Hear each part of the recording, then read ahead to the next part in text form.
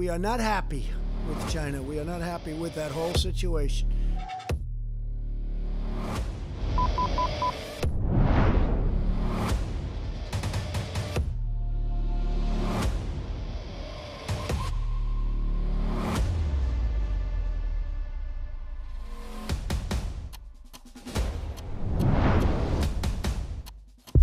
नमस्कार, मैं हूं श्वेता सिंह और आप देख रहे हैं आज तक।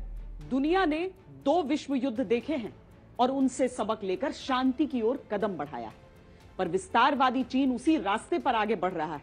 कोरोना काल में उसने भारत, जापान, रूस, Bhutan, Nepal, Kyrgyzstan, Kazakhstan, Taiwan समेत दक्षिणी चीन सागर के कई द्वीपों पर अपना अवैध दावा किया है। दुनिया के देश शांति चाहते हैं, पर क्या चीन चाहता है वर्ल्ड वॉर 3? दुनिया का सबसे बड़ा भूमाफिया चीन क्या जंग चाहता है?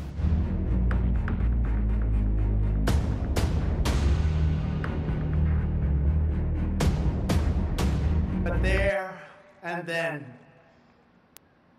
we got hit by the virus that came from China. China's secrecy, deceptions, and cover-up allowed it to spread all over the world. 189 countries, and China must be held fully accountable. दूसरे देशों की जमीन हड़पने के चक्कर में आग से खेल रहा है ड्रैगन।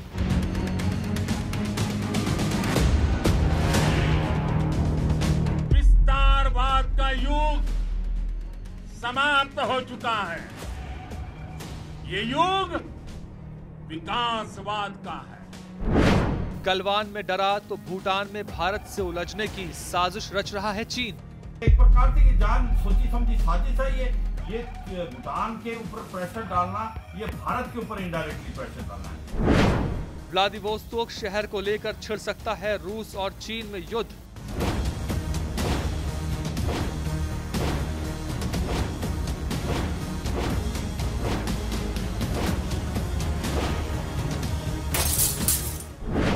सेनकाकू द्वीप पर आमने सामने आई चीन और जापान की नौसेना।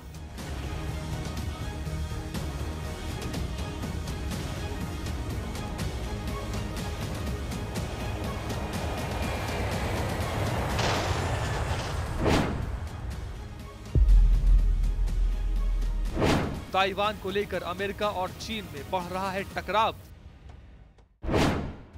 अमेरिका चीन के खिलाफ बड़ी चालें चल रहा है। इससे आने वाले दिनों में नफरत बढ़ सकती है और युद्ध का खतरा पैदा हो सकता है। कई देशों को काफी नुकसान होगा। पड़ोसी देशों की जमीन हड़प कर चीन ने जिस पीपल्स रिपब्लिक ऑफ चाइना का अवैध साम्राज्य खड़ा किया है, अब उसके दिन लदने वाले हैं। कोरोना महामारी फैलाकर चीन जिस तरह से दूसरे देशों की जमीन पर डाका डालना चाहता है, उसके खिलाफ दुनिया के तमाम मुल्क एक हो रहे हैं। ऐसे में एक छोटी सी चिंगारी कहीं वर्ल्ड वॉर 3 का शंखनाद न कर दे।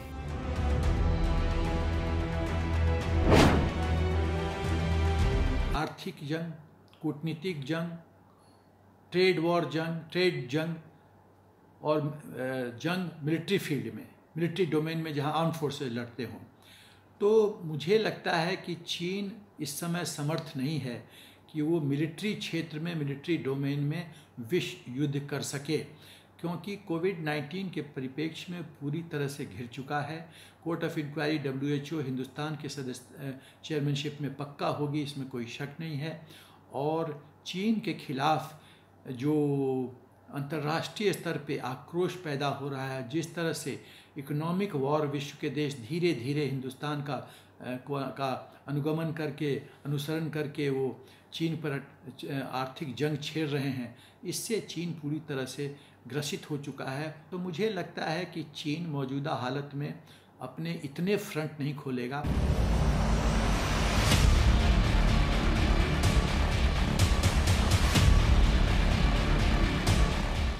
सवाल उठना लाजमी है कि कोरोना काल में जब पूरी दुनिया में जिंदगी बचाने की जंग चल रही है, तब चीन जमीन के लिए क्यों बना रहा है तीसरे विश्व युद्ध का माहौल।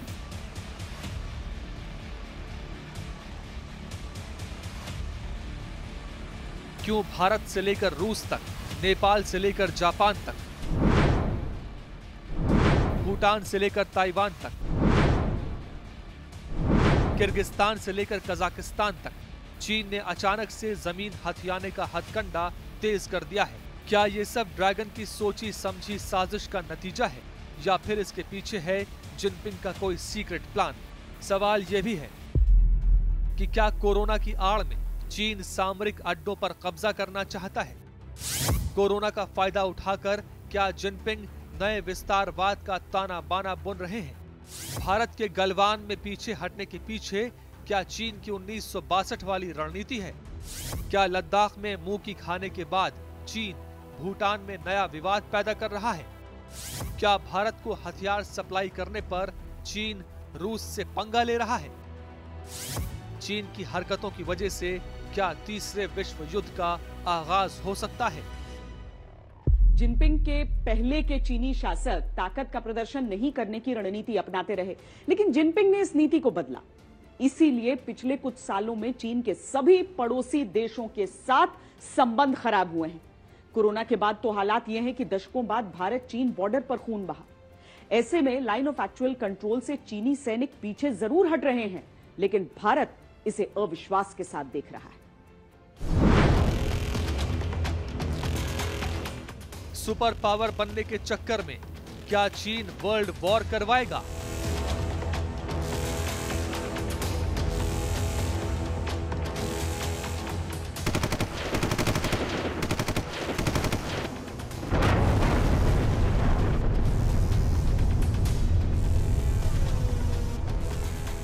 कम्युनिस्ट माओ की इच्छा पूरी करने के लिए क्या जिनपिंग तीसरे विश्व युद्ध की भूमिका तैयार कर रहे हैं? कोरोना के बहाने ड्रैगन क्या दुनिया पर कब्जे की रणनीति पर काम कर रहा है? सालों पहले चीनी शासक माओ ने विस्तारवाद का चीनी रोड मैप तैयार किया था। इसमें तिब्बत को हथेली, लद्दाख, नेपाल, सिक्किम, भूटान और अरुणाचल को उसकी 5 उंगलियां बताया गया था। माओ की इस कुनीति पर ही चीन की कूटनीति टिकी है। इसी वजह से चीन ने अपने 14 पड़ोसी देशों में से 12 के साथ तो सीमा विवाद को सुलझाने की कोशिश की, लेकिन भारत और भूटान के साथ वो सीमा विवाद को उलझाने की रणनीति पर काम करता रहा है।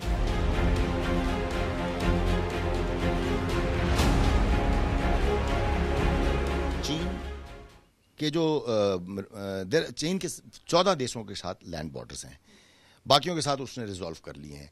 इंडिया के साथ वो रिजॉल्व नहीं कर रहा है, या नहीं कर पा रहा, या नहीं कर रहा, वो अब हमारी समझ पर है। क्योंकि आने वाले समय में हम चीन और इंडिया compete करते हैं कई और, वेदर इकोनॉमिक है, मिलिट्री है, मतलब पावर प्रोजेक्शन नहीं कहूँगा, इन्फ्लुएंस इन द रीजन, उस पे तो उसमें चाइना ये चीज़ पे एक प्रेशर पॉइंट बनाए रखना चाहता है, जिस पे वो बार बार हमारे से जब जरूरत पड़े इस फ्लैग को रेस करे। इतिहास गवाह है कि ऐसी ताकतें मिट गई हैं या मुड़ने के लिए मजबूर हो गई। दुनिया ने आपका अदम्य साहस देखा है, जाना है। आपकी शौर्य गाथाएं घर घर में गूंज रही। माता की जय, भारत माता की जय। पिछले हफ्ते प्रधानमंत्री नरेंद्र मोदी का लेह दौरा गेम चेंजर था। चीन समझ गया कि अब लेने के देने पड़ सकते हैं। प्रधानमंत्री मोदी के दौरे के 48 घंटे के भीतर घटनाक्रम तेजी से बदला।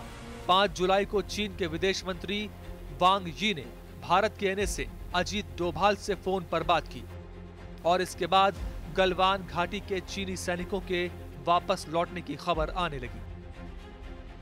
2 महीनों के बाद गलवान से आई ये खबर सुकून देने वाली थी, लेकिन चीन का इतिहास इस बात की गवाही दे रहा है कि पीछे हटने में भी ड्रैगन की कोई नई चाल होती है।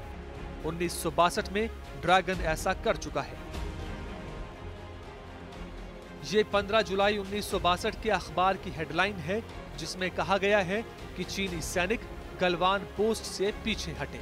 इतिहास का ये कड़वा सच है कि चीनी सैनिकों ने जुलाई 1962 में गलवान से पीछे जाकर अक्टूबर 1962 में भारत पर हमला किया था और इस तरह भारत चीन युद्ध का आगाज हुआ था। लेकिन अगर इस बार चीन ने ऐसा किया तो वर्ल्ड वॉर 3 का आगाज तय है। ये जो विश्वास टूटा है श्वेता जी, ये इसको जुड़ने के लिए 100 साल लगेंगे या 200 साल लगेंगे, मेरे को मालूम नहीं है, लेकिन चाइना ने ट्रस्ट के मामले में बहुत बड़ा विश्वासघात किया।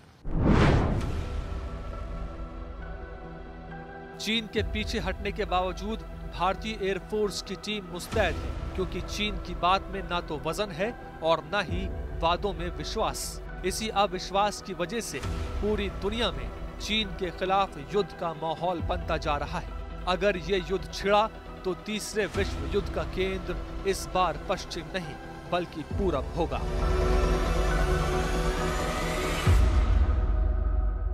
चाइना का माइंड पढ़ना इट इज एक्सट्रीमली डिफिकल्ट, क्योंकि वो जो बोलता है वो करता नहीं है, जो करता है वो दिखाता नहीं है, और जो दिखाता है वो होता नहीं है। That's a fact. उनके बारे में ये कहा जाता है कि वो सोचते कुछ हैं, करते कुछ हैं, दिखाते कुछ हैं, और जब वो सोचते हैं तो आज से 100 साल के बाद की सोचते हैं, आज की नहीं सोचते। साजिशों की ईंट पर खड़ी है चीन की बुनियाद। दुनिया के लिए उसकी हर चाल एक पहेली है। एक पहेली सुलझती है, दूसरी पहेली सामने आ जाती है। अब देखिए, एक तरफ वो लाइन ऑफ एक्चुअल कंट्रोल पर अपनी सेना पीछे हटाने की बात करता है, दूसरी तरफ भारत के सबसे भरोसेमंद पड़ोसी भूटान में नई साजिश रच देता है। जिनपिंग की इन्हीं हरकतों की वजह से यह आशंका बार बार उठती है कि चीन विश्व शांति के लिए खतरा हो सकता है।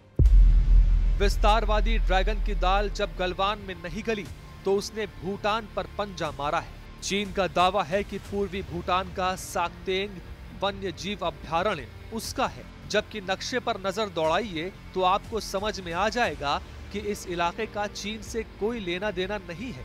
चीन की सीमा इस वन्य जीव अभ्यारण्य से कोसों दूर है। तो क्या भारत से भिड़ने के लिए चीन जानबूझकर नया विवाद पैदा कर रहा है?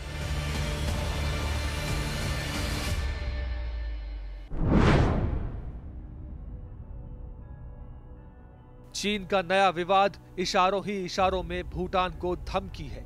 धमकी ये कि नेपाल की तरह चीन का साथ दो वरना युद्ध के लिए तैयार रहो। चीन की ये धमकी सीधे तौर पर भारत को चुनौती है, क्योंकि भारत और भूटान के बीच 1949 में एक संधि हुई थी। संधि के अनुसार भूटान अपने विदेश से जुड़े मामलों में भारत को शामिल करेगा। भूटान और चीन के बीच औपचारिक कूटनीतिक संबंध नहीं है, इसीलिए चीन और भूटान के बीच विवाद बढ़ता है तो भारत को दखल देना पड़ेगा ही। ठीक वैसे ही जैसे डोकलाम में भारत भूटान के साथ चट्टान की तरह खड़ा था। बहाना भूटान का है, लेकिन भूटान में जो है क्या चीन वहाँ रहने के बाद में उनको क्या मिलेगा? वहाँ खनिज पदार्थ तो है नहीं है, कोई बड़ी बड़ी संख्या भी नहीं है, क्षेत्र भी गड़बड़ है, तो उनका असली निशाना जो है वो है भारत। माने भूटान के मार्ग से भारत में आना उनका असली निशाना होगा बोमडिला नाम की जो जगह है तवांग के पास में, जहाँ तक चीनी सैनिक जो हैं 1962 में बोमडिला नाम की जगह तक आए थे। बोमडिला से वर्तमान चीनी जो सीमा है जहाँ भारतीय सैनिक बैठे हुए हैं वो तकरीबन 125 किलोमीटर आगे है। तो ये जो इलाका अगर उन्होंने ले लिया, अगर बोमडिला को कब्जे में कर लेंगे तो तवांग का जो इलाका है, अरुणाचल प्रदेश का जो इलाका है, ये इलाका वो काट देंगे और ये उनकी रणनीति का हिस्सा होगा। अब समझिए चीन की मंशा क्या है। चीन भूटान के जिस साक्तेग वन्य जीव अभ्यारण्य पर दावा कर रहा है उसकी सीमा अरुणाचल प्रदेश के तवांग से लगती है। चीन इस इलाके को अपना बताता है। सामरिक नजरिए से ये जगह बेहद अहम है, क्योंकि अगर चीन का यहाँ पर कब्जा हो जाता है तो अरुणाचल के लिए खतरा बढ़ जाएगा। ऐसे में लद्दाख में मात खाया चीन भारत से भूटान में उलझना चाहता है।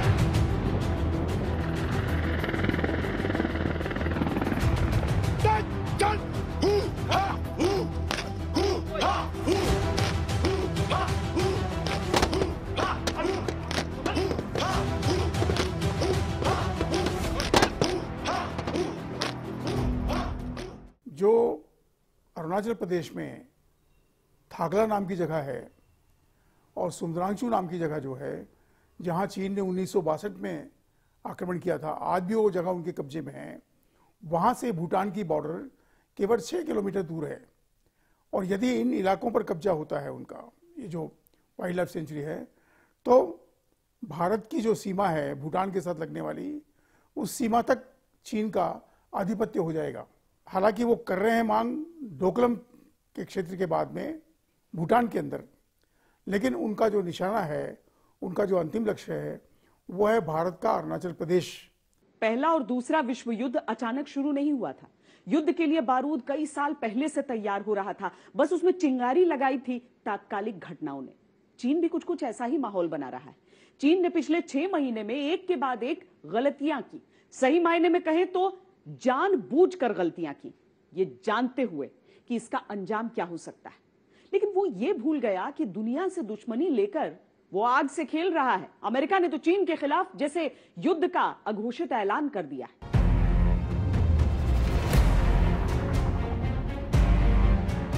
हांगकांग के बाद अब अमेरिका और चीन के बीच तिब्बत को लेकर ठन गई है। अमेरिका ने चीन के खिलाफ कठोर कदम उठाते हुए तिब्बत एक्ट के तहत चीनी अधिकारियों के अमेरिका में प्रवेश पर रोक लगा दी। 2 देशों के बीच ऐसे हालात तब बनते हैं जब कूटनीतिक रिश्तों की अहमियत खत्म होने लगती है। कूटनीतिक रिश्ते टूटने का सीधा सा मतलब है युद्ध की उल्टी गिनती शुरू।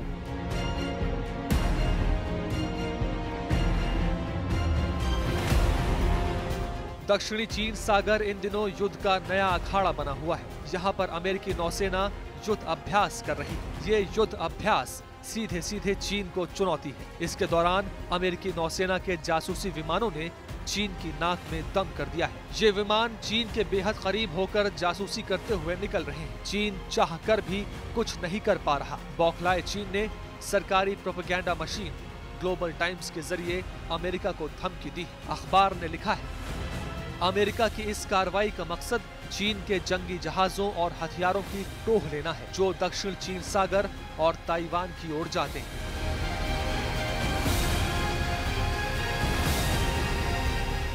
चीनी विशेषज्ञों का दावा है कि अमेरिका सैन्य संघर्ष की तैयारी के लिए खुफिया आंकड़े जुटा रहा है। ग्लोबल टाइम्स ने दावा किया है कि अमेरिका का EP-3E और RC-135 विमान इलेक्ट्रोमैग्नेटिक सिग्नल और संचार सिग्नल को पकड़ता है। अमेरिका उसका विश्लेषण करके चीन के हथियारों और साजो सामान के बारे में महत्वपूर्ण जानकारी जमा कर रहा है। अभी जो है अमेरिका एक बहुत बड़ी नेवल एक्सरसाइज कर रहा है साउथ चाइना सी में, और उसने अपने 2 सबसे बड़े एयरक्राफ्ट कैरियर हैं उनको वहाँ पर लगाया है और उससे एक एक्सरसाइज कर रहा है। और कहीं ना कहीं ये इनडायरेक्ट प्रेशर डाला जा रहा है चीन के ऊपर, क्योंकि चीन भी वहाँ पर अपनी नेवल एक्सरसाइज कर रहा है। मगर जिस तरीके से जमावड़ा जमा लिया है, यूएस ने 2 एयरक्राफ्ट कैरियर लाया है, तो एक ने इसमें कोई शक नहीं कि इनडायरेक्टली चीन के ऊपर एक प्रेशर डाला जा रहा है। जिस प्रकार से आज साउथ चाइना सी के अंदर चीन अपनी मनमानी कर रहा है और विस्तारवादी वाली जो नीति को अपना रहा है। अमेरिका ने साउथ चाइना सी में जो वॉरशिप भेजा है, तो प्रश्न उठता है कि क्या इससे साउथ चाइना सी में टेंशन बढ़ेगा? एकदम बढ़ेगा, स्वाभाविक है बढ़ेगा। उसका कारण ये है कि दोनों का, चाइना का और बाकी देशों का जो इंटरेस्ट है वो क्लैश कर रहा है। दक्षिणी चीन सागर के तट पर बसे गुआंगडोंग में चीन के युद्धपोतों के रुकने का ठिकाना है। इसके अलावा पीएलए के दक्षिणी थिएटर कमान का मुख्यालय भी गुआंगडोंग के गुआंगझाओ में है। पीएलए की दक्षिणी कमान बेहद महत्वपूर्ण मानी जाती है। उसी के पास विवादित दक्षिण चीन सागर में चीन के अहम अड्डों की सुरक्षा की जिम्मेदारी है। ताइवान पर नजर रखने का जिम्मा भी इसी के पास है। चीन जब भी ताइवान पर हमला करेगा, इस कमान की सबसे अहम भूमिका होगी। अमेरिका ने भी ताइवान की सुरक्षा को नाक का सवाल बना लिया है। अगर चीन ताइवान पर बुरी नजर डालता है तो वर्ल्ड वॉर 3 का बिगुल बजना तय है। एक तरफ पूरी दुनिया चीनी वायरस कोरोना से लड़ रही है, दूसरी तरफ अमेरिका और चीन दोनों में ठन चुकी है। जिनपिंग की उकसावे की कार्रवाई की वजह से दुनिया 2 धड़ों में बंट चुकी है। गोलबंदी और घेराबंदी दोनों तरफ से तेज हो रही है। चीन के खिलाफ मित्र राष्ट्रों की मदद के लिए अमेरिका ने यूरोप से अपने जंगी बेड़े को एशिया में तैनात कर दिया है। चीन बौखला गया और दुनिया को अंजाम भुगतने की धमकी तक दे दी है। ऐसे में रूस के साथ नया विवाद छेड़कर चीन ने उसे भी युद्ध के लिए उकसा दिया।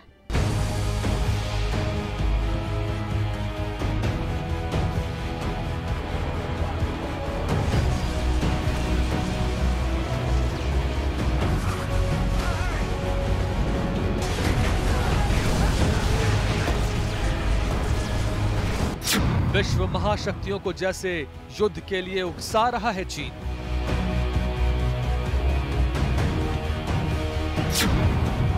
अंजाम भुगतने की धमकी देकर क्यों युद्ध की आग भड़का रहे हैं जिनपिंग?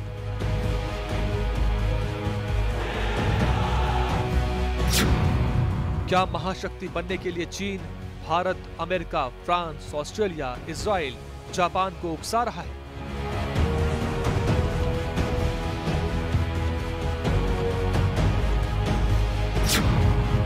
क्या वर्ल्ड वॉर लड़ने के लिए पाकिस्तान, उत्तर कोरिया और ईरान को साथ ला रहा है?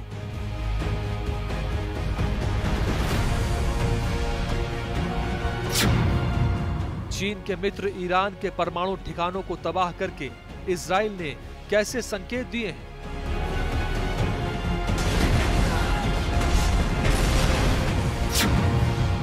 क्या जिनपिंग युद्ध का माहौल बना रहे हैं?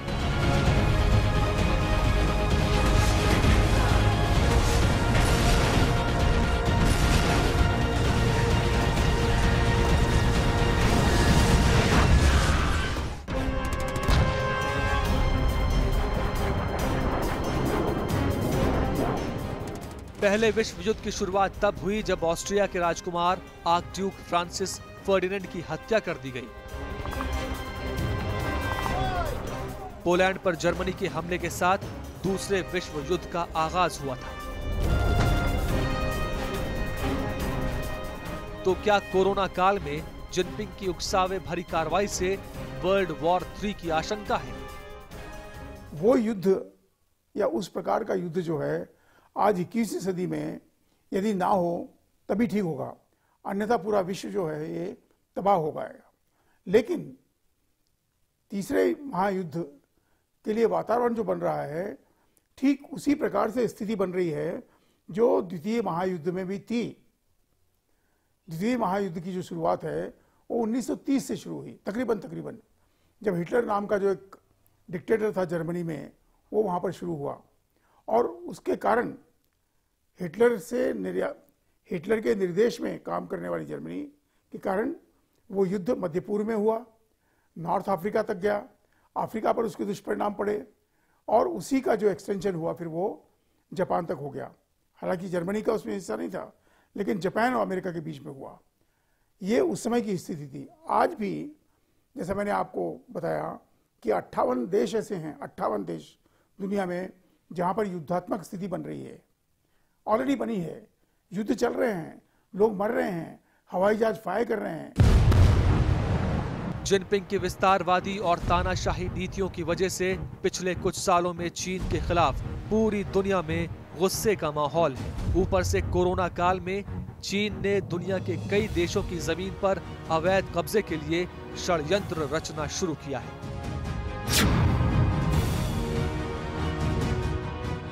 America, Australia, Israel, Japan, Britain, France जैसे विकसित देश खुलकर चीन के खिलाफ जंग के मूड में आ गए हैं। ऐसे में भारत के लद्दाख के बाद चीन ने रूस के सबसे अहम शहर व्लादिवोस्तोक पर दावा ठोककर दुनिया की दूसरी महाशक्ति रूस को भी ललकार दिया है।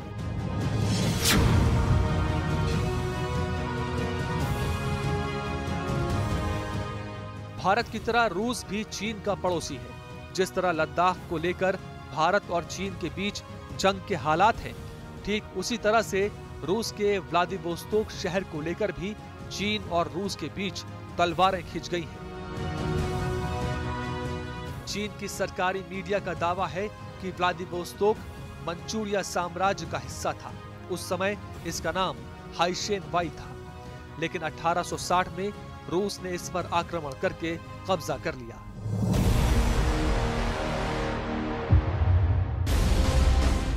रूस का व्लादिवोस्तोक शहर प्रशांत महासागर के तट पर बसा है। व्लादिवोस्तोक में रूस का बंदरगाह है। ये शहर चीन और नॉर्थ कोरिया के साथ बॉर्डर साझा करता है। व्लादिवोस्तोक ट्रांस साइबेरियन रेलवे का टर्मिनस भी है जो मॉस्को को जोड़ता है।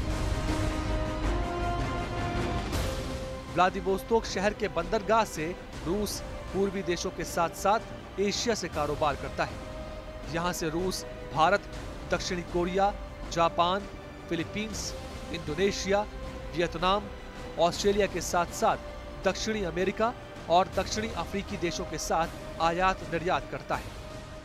चीन ने व्लादिवोस्टोक को भी क्लेम किया है, कहा कि 1860 में एक अनइक्वल ट्रीटी के तहत रशिया ने इस पोर्ट को चीन से छीन लिया था।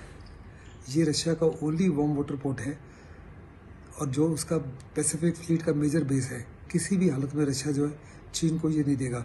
चीन ने बड़े पैमाने पर साइबेरिया में भी एनक्रोचमेंट कर लिया। रशिया की टोटल पॉपुलेशन लगभग 130 मिलियन है, चीन की 1350 मिलियन है। ऐसे में चीन जो है रशिया के ऊपर आहिस्ते आहिस्ते कब्जा करता जा रहा है, खास करके साइबेरिया के रीजन के ऊपर। रशिया चीन को बिल्कुल भी ट्रस्ट नहीं करता, लेकिन वेस्टर्न सैंक्शंस की वजह से रशिया की इकोनॉमी जो बहुत बड़े पैमाने पर डिपेंडेंट है चीन के ऊपर, चीन रशिया के साथ उलझेगा तो बहुत बड़े पैमाने पर पिछड़ जाएगा।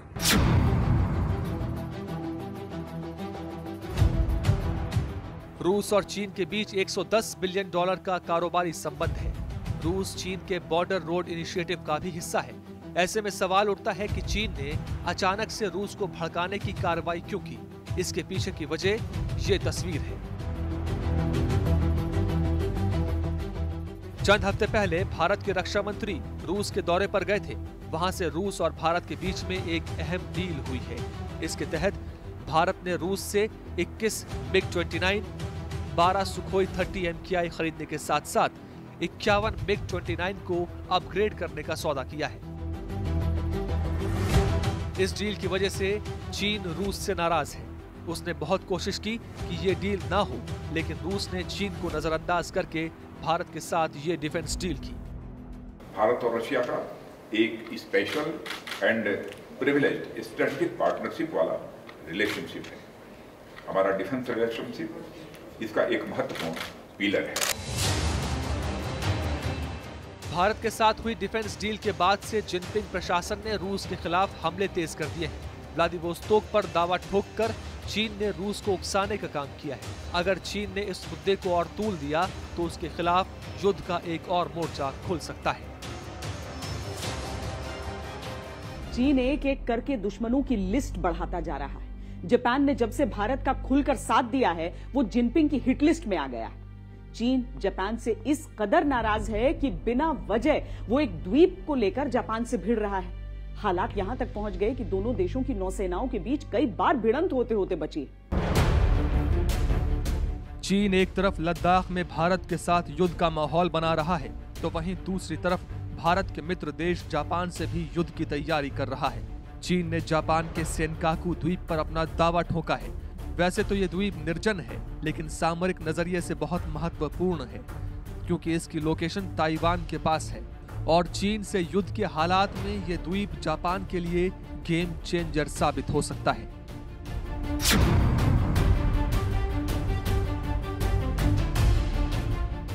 सेनकाकू द्वीप पर चीन बहुत दिनों से गिद्ध दृष्टि गड़ाए है, लेकिन इस बीच जापान के ओकिनावा के इशिगाकी सिटी काउंसिल ने एक बिल को मंजूरी दे दी। इसके बाद इस द्वीप पर जापान का नियंत्रण और मजबूत हो गया। इसी बात से चीन इतना चिढ़ गया कि उसने जापान को युद्ध की धमकी दे दी। जापान को भड़काने की कार्रवाई करते हुए कई बार चीनी युद्धपोतों ने इस द्वीप के आसपास घुसपैठ की, लेकिन पलटवार करते हुए जापानी नौसेना ने उन्हें खदेड़ दिया।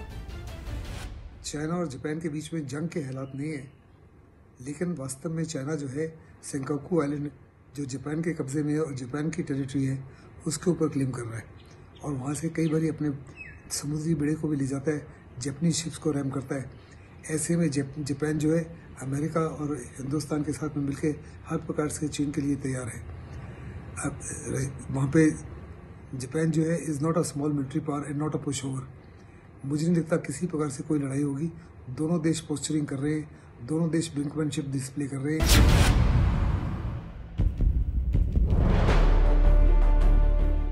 चीनी सेना की बढ़ती घुसपैठ से निपटने के लिए जापान राडार की पकड़ में नहीं आने वाली दुनिया की सबसे घातक फाइटर प्लेन F-35 की फौज बनाने जा रहा है। इसके लिए उसे अमेरिका से भी अनुमति मिल गई है। साथ ही पूर्वी चीन सागर में द्वीपों को लेकर बढ़ते विवादों के बीच Japan hypersonic anti ship missile को बनाने की तैयारी कर रहा है। ये मिसाइल समुद्र में चीन के किसी भी प्रकार की हिमाकत का मुंह तोड़ जवाब देने में सक्षम होगी। चीनी शिप में लगे राडार जब तक इस मिसाइल के बारे में पता लगाएंगे, तब तक ये प्रलय बनकर उनके युद्धपोतों को डुबो देगी। चीन की वजह से पूरी दुनिया इन दिनों बारूद के ढेर पर खड़ी है। बस एक चिंगारी युद्ध को भड़का सकती है। तनाव भरे माहौल के बीच एक ऐसी खबर आई है जिसने दुनिया के माहौल को और गर्म कर दिया है। अंतर्राष्ट्रीय मीडिया में दावा किया जा रहा है कि इजरायल के साइबर हमले में ईरान के परमाणु ठिकाने तबाह हो गए हैं। चिंता की बात यह है कि अलग अलग देशों के बीच ही सही टकराव की ऐसी खबरें सही संकेत नहीं दे रही।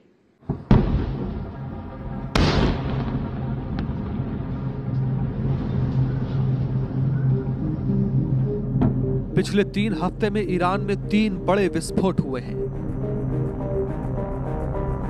इन विस्फोटों के पीछे ईरान ने दबी जुबान से इजराइल को जिम्मेदार ठहराया है। शुक्रवार को तड़के हुए विस्फोट से ईरान की राजधानी तेहरान गूंज उठी। ईरान के जिस इलाके में ये विस्फोट हुए, वहां पर ईरानी सेना के कई ठिकाने हैं। माना जा रहा है कि इस विस्फोट में किसी को निशाना बनाया गया है। इससे पहले हुए 2 विस्फोट ईरान के प्रमुख सैन्य और परमाणु ठिकाने खोजर में हुए थे। यहां देश का सबसे बड़ा मिसाइल उत्पादन केंद्र और नतांज परमाणु ठिकाना है।